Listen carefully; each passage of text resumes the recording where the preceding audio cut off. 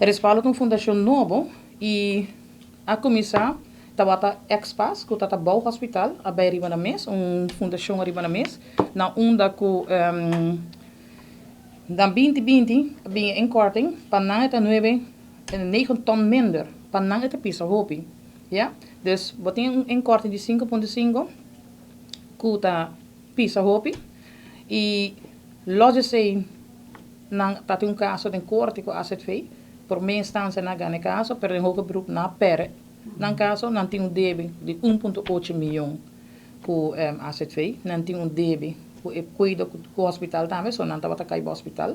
Certo serviço no hospital está dando ainda, não tem débito de 3,1 milhão com o hospital, que eigenlijk estava dando aqui para bom betalingsregeling, para sina que não prossegue.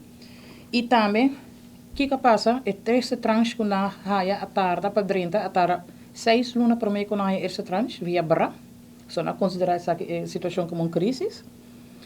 E na onda com door die tanto delay tem consequência que a gente não leu que nós acessar departamento que tem uma verblijfsafdeling.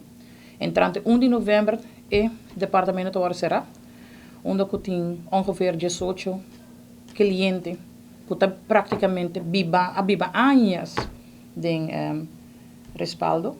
Passo respaldo a comissão agora passa agora fundada de 2087 de status aparte. Dus we hebben aqui não a nanta persona não que tem anos a biba e eigenlijk uitbehandeld. Dat is een sociale indicatie. E agora aqui está bezig com família, com contrator, para comprar alocando. Logicamente, bom, por lá na ribacaia, pero pouco a pouco não está bezig alocando não tempo para Isaba, outro para a família. Dus não está bezig com parte aí. E esse está dando besparing de 1,8 milhão para respaldo, vooral nesse momento de crise que nós temos.